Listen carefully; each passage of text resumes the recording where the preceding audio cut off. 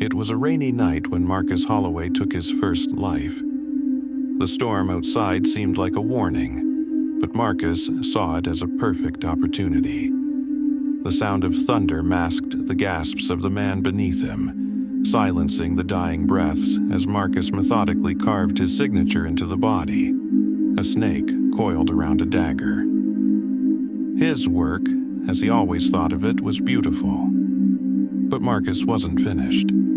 He had one more thing to do before leaving the scene. From his pocket, he retrieved a small tool and carefully etched a second symbol.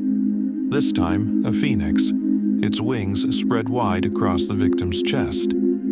It was the symbol of John Larson, a local artist Marcus had been watching for months. The police would find the phoenix and make the wrong assumption. They always did. As he finished, Marcus paused, glancing at his own signature, the snake and dagger, still visible under the dim light. For the briefest moment, a thought flickered through his mind. His game had been too easy. Perhaps it was time to make things more interesting. With deliberate precision, he left a barely noticeable scratch on the edge of the victim's wrist. A faint suggestion of the snake's tail, barely there, but enough for someone to find if they looked closely enough. Satisfied, Marcus meticulously erased the rest of his signature. No fingerprints, no evidence. Only the phoenix remained, bold and clear, as the rain began to wash away any remaining traces of his presence. Marcus stood up, sliding his tools back into his coat. He glanced at the body one last time before stepping into the shadows. The night had swallowed him whole before anyone even knew he was there. The following morning, the city was in chaos. Gregory Miller, a prominent business figure, had been found dead, with the symbol of a phoenix carved into his chest. It didn't take long for the media to draw a connection between the symbol and John Larson, whose artistic work always featured the same phoenix. His name was already being whispered in the streets, his face on every news channel, as reporters speculated about the link between his art and the murder. John had no idea what was happening. He was in his studio painting late into the morning, completely unaware that his life was about to be ripped apart. The pounding on his door startled him, and when he opened it, he was greeted by two officers, their expressions stern. "John Larson?" one of them asked, his voice cold. John nodded, confused. "Yes. Is something wrong?" The officer didn't waste any time. "You're under arrest for the murder of Gregory Miller. You have the right to remain silent." The words seemed to blur in John's mind as the officers grabbed him, cuffing his hands behind his back. "Wait, what? There must be some mistake. I don't even know who Gregory Miller is." John's protests went unheard as they dragged him outside. Cameras flashed, reporters yelled questions, but John couldn't make sense of any of it. His heart pounded as he tried to comprehend what was happening. One of the officers held up a photo of the victim, the phoenix clearly visible on the man's chest. "This is your symbol, isn't it?" the officer asked. John stared at the picture, his mind reeling. It was his phoenix, no doubt about it. But how? He had never seen this man before, let alone hurt anyone. He tried to explain, to tell them they had the wrong person, but his words fell on deaf ears. "I didn't do this," John whispered, his voice hoarse. "Someone is framing me." Meanwhile, Marcus watched the events unfold from the comfort of his apartment. He smirked as he saw John's arrest on the news, the artist being dragged away in handcuffs, his life torn apart. It was almost too easy. John Larson was the perfect scapegoat, an eccentric artist with a well-known symbol. And now, all the pieces were falling into place. Over the next few weeks, more bodies turned up, each one with the same phoenix symbol carved into their flesh. The police grew more and more certain of John's guilt.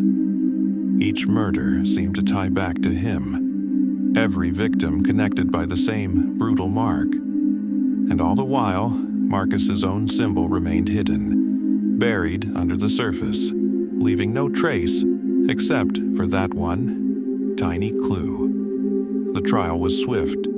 The evidence was damning. Witness after witness testified to the connection between John's art and the murders, and even though John pleaded his innocence, it was no use. The jury found him guilty without hesitation, and John Larson was sentenced to public execution. The day of John's execution arrived, and the square was filled with people, the air buzzing with anticipation. It was a spectacle, a public event where the city would gather to witness justice being served. In the center of the square stood a towering scaffold, its platform high above the crowd.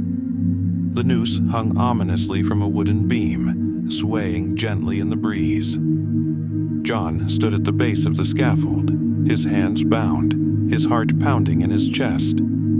His mind was a blur of fear and disbelief. This couldn't be happening. He hadn't done anything wrong. Yet here he was, about to die for crimes he didn't commit. The crowd jeered as he was led up the steps, their voices a cacophony of hatred and excitement. Just as he neared the foot of the scaffold, a figure stepped out from the crowd. It was Marcus. John's brows furrowed. He hadn't expected to see a stranger here, watching his demise. Marcus, dressed in his usual calm demeanor, signaled to one of the guards. For reasons John couldn't comprehend, the guard allowed Marcus a moment with him. "Who are you?" John's voice was tight with confusion. "What are you doing here?" "I wanted to say goodbye," Marcus said, his tone mockingly gentle. "You see, John, this was never about you. You were simply the first stroke in something much, much larger. Consider yourself the base layer, the foundation of my masterpiece." John's heart raced faster. "Goodbye? I don't even know you. Why me? I haven't done anything wrong." Marcus tilted his head, his smile cruel and calculating. "Oh, John, it's not about what you've done. It's about what you represent. You were always the perfect canvas. But you've never even held a brush in this. I did all the painting. You're just part of the scenery." John blinked, confusion clouding his face. "I don't understand." "I know," Marcus whispered, his voice thick with amusement. "I'm the one who killed them. All of them. And I left your phoenix behind, of course.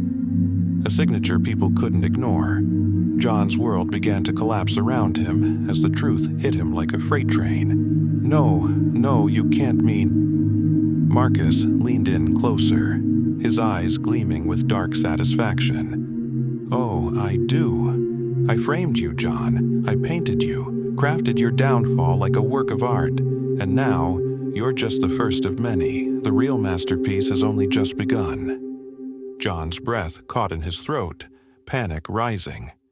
"You destroyed my life for what? Some sick game?" Marcus chuckled, stepping back. "A game? No, John, this is my legacy.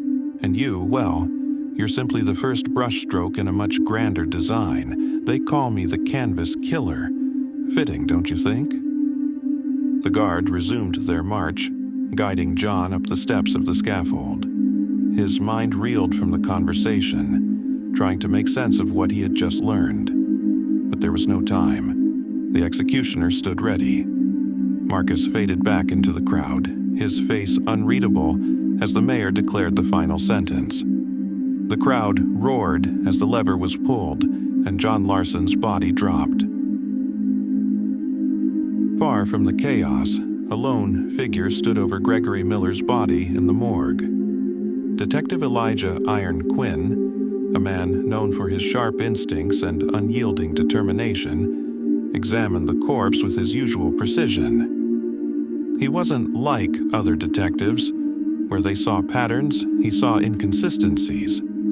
Where they stopped, he kept going. Quinn's sharp eyes lingered on the victim's wrist, catching something that others had missed. A faint mark, almost invisible, barely discernible to the naked eye. He leaned in closer, his heart quickening. It was a part of the same symbol that had been erased from the scene. This wasn't just about the phoenix, Quinn muttered to himself, a glint of realization in his eyes. He straightened, the wheels in his mind already turning. The game was just beginning. As the rain fell heavier, Marcus pulled his black cloak tighter around his shoulders and walked away from the scene, unscathed. The city behind him buzzed with satisfaction, but none of them knew the truth.